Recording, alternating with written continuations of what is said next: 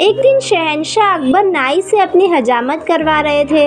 तभी वह नाई शहंशाह की तारीफ करने लगा। नाई बोला, जापना, आप अपनी सल्तनत में सभी का ख्याल रखते हैं, बच्चे, बूढ़े, गरीब, लाचार आदि सबका। अकबर ने कहा, शुक्रिया नाई। लेकिन जापना, फिर अकबर बोले, लेकिन क्या हम किसी को भूल रहे हैं जिसकी हम देखभाल नहीं करते हैं? नाई, जापना, गुस्ताखी माफ़ करें।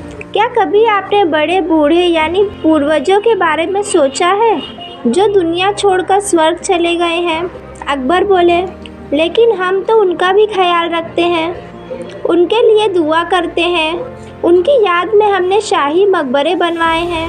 नाई, लेकिन जापना, कभी आपने किसी को स्वर्ग भेजा है अपने पूर्वजों की खबर लेने के लिए? उन्हें किसी चीज़ की वहाँ ज़रूरत तो नहीं है? अकबर बोले, क्या कह रहे हो? कोई स्वर्ग जाकर वापस कैसे आ सकता है? तुम्हारा दिमाग खराब हो गया है क्या? नाई बोला, जापना, मैं सच बोल रहा हूँ, स्वर्ग की यात्रा करके वापस आ सकते हैं। मैं एक ऐसे साधु बाबा को जानता हूँ जो स्वर्ग भेजकर वापस बुला सकते हैं।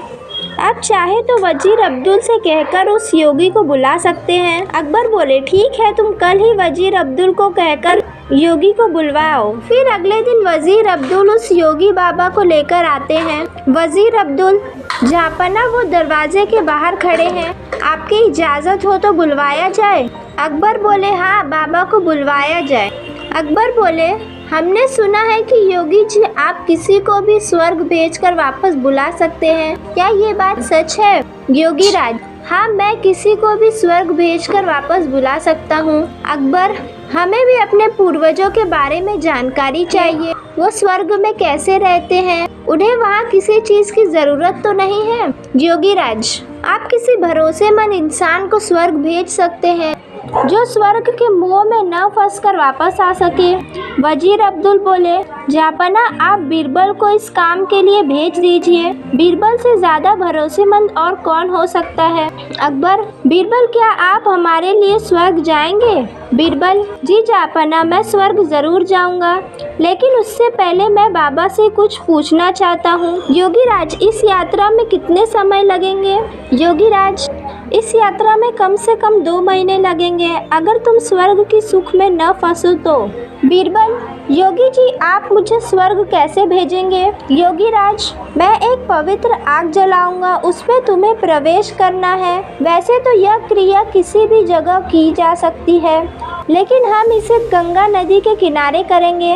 बीरबल, जापना, मैं काफ़ी दिनों के लिए अपने घर से दूर रहूँगा, इसलिए मैं 3-4 दिनों की मोहलत मांगता हूँ, कुछ अधूरे काम निपटाने हैं। अकबर, ठीक है बीरबल। योगी जी, आप ये काम 5 दिनों बाद संपन्न करें। अकबर बोलते हैं, हमें बीरबल की बहुत याद आ रही है, 2 महीने गुजर चुके हैं पर बीरबल अभी तक लौटे नहीं, हमें बहुत चिंता हो रही है। योगी राज का क्या कहना है, कब तक बीरबल लौट आएंगे? वजीर अब्दुल, जापना, योगी बाबा यह भी तो कह रहे थे कि हो सकता है बीरबल को स्वर्ग का सुख बहुत भा गया हो और वह उसे छोड़कर न आना चाहते हो। अकबर बोले, नहीं, ऐसा कभी नहीं हो सकता है, बीरबल ऐसा कभी नहीं सकते, उन पर हमें पूरा भरोसा है। उसी वक्त वहाँ पर बीरबल आ जाते हैं। अकबर उन्हें देखकर बहुत खुश हो जाते हैं। अकबर बोले, हमें आपको देखकर बहुत खुशी हो रही है, और बताएं स्वर्ग में हमारे पूर्वज कैसे हैं? उन्हें किसी चीज़ की वहाँ ज़रूरत तो नहीं है? बीरबल, नहीं जापना, उन्हें किसी चीज़ की कोई ज़रूरत नहीं है, वे वहाँ बहुत खुश हैं। अकबर, लेकिन बीरबल, आपने ये बाल इतने क्यों बढ़वा लिए हैं? बीरबल, जापना, मेरे ही नहीं, वहाँ पर सभी के बाल लंबे हैं, वहाँ पर कोई नाई नहीं है बाल काटने के लिए, इसलिए उन सभी ने यहाँ पर जो नाई है उसे बुलाने के लिए कहा है ताकि वो वहाँ पे सभी के बाल काट सके। अकबर, हाँ क्यों नहीं, हाँ क्यों नहीं, हम अभी स्वर्ग भेजने की क्रिया करवाते हैं। योगी राज और उस नाई को बुलवाते हैं, वो दोनों दरबार में हाजिर होते हैं। अकबर उनसे कहते हैं, योगीराज, स्वर्ग में नाई की जरूरत है। आप जल्द ही इस नाई को स्वर्ग भेजने की क्रिया शुरू कर दीजिए। नाई अपने घुटने पर गिर गया। जापाना, मुझे माफ कर दीजिए, मुझसे ये सब वजीर अब्दुल ने करवाया था, क्योंकि वह बीरबल की शोहरत से जलते हैं और बीरबल को अपने रास्ते से हटाना चाहते थे। और ये बाबा भी पाखंडी है। पता नहीं बीरबल उस आग से कैसे बच गए, लेकिन मैं नहीं बचूंगा, मुझे माफ कर दीजिए। अकबर क्रोधित होकर बोले, क्या इतनी बड़ी साजिश बीरबल के खिलाफ? सिपाहियों, इस पाखंडी बाबा और इस नाई को ले जाओ और काल कोठरी में डाल दो। और तुम वजीर अब्दुल, मुझे तुमसे यह उम्मीद नहीं थी। मैं अगर चाहूँ तो तुम्हें अभी फांसी पर लटका दूं, लेकिन तुमने हमारी कई सालों तक हिफाजत की है, इसलिए हम तुम्हें इस देश से निकालने का आदेश देते हैं।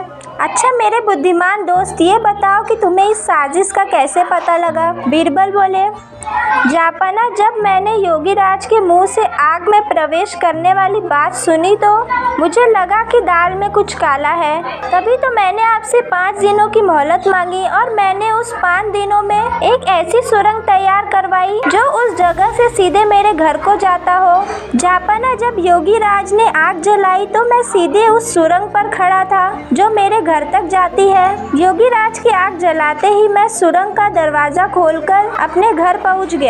इस तरह से मैं वहां से बच निकला और मैं यह चाहता था कि यह अपना गुनाह खुद कबूल करे। अकबर बोले, वाह बीरबल, एक तुम ही हो जो ऐसा कर सकते हो। बीरबल बोले, शुक्रिया जापाना।